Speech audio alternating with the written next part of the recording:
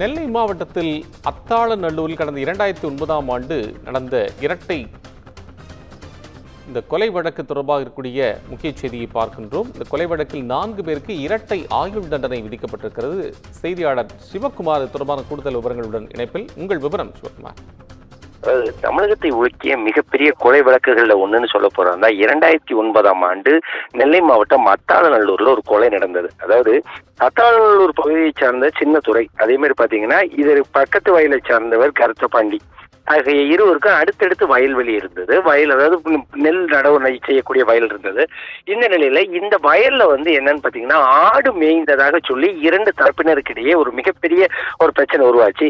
இதுல என்னன்னு பாத்தீங்கன்னா அது சின்னத்துறை இந்த வழக்குல இந்த பிரச்சனை 2 குடும்பத்துக்குள்ள ஒரு மிகப்பெரிய பிரச்சனையில வந்த நிலையில சின்னத்துறை, பாண்டியம்மாள், மணிகண்டன், முத்துகிருஷ்ணன் ஆகியோர் ஒரே நாள்ல கருத்தபாண்டிங்கிற இதுல கொலை செய்யப்பட்டாரு. அதே மாதிரி பாத்தீங்கன்னா கருத்தபாண்டி தரப்புல உள்ள ஒருத்தர், அதாவது அர்ஜுனன் அப்படிங்கிறவரை இந்த சின்னத்துறை குடும்பத்தினர் கொலை செய்ய ஒரே நாள்ல வயல்வெளியில 5க்கும் மேற்பட்ட சடலங்கள் கிடைச்சது கண்டுபிடிக்கப்பட்ட விவகாரம் தமிழகம் முழுவதும் ஒரு மிகப்பெரிய அதிர்ச்சி ஏற்படுத்துச்சு.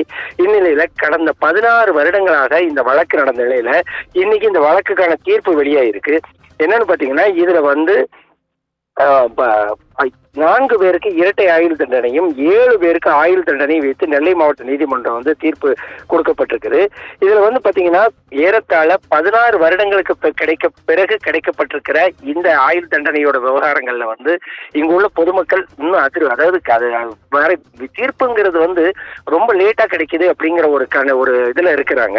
இதுல பாத்தீங்கன்னா சின்னத்துறை, பாண்டியம்மாள் ஆகியோர் கொலை செய்யப்பட்ட வழக்குல பெரியகுட்டி, துரை, கருத்தபாண்டி, நயினார் ஆகிய 4 பேருக்கு இரட்டை ஆயுள் தண்டனையும், இதே வழக்குல மீதமுள்ள 6 பேருக்கு ஆயுள் தண்டனை விதிக்கப்பட்டு தற்போது தீர்ப்பு வழங்கப்பட்டிருக்கிறது. கோபால்,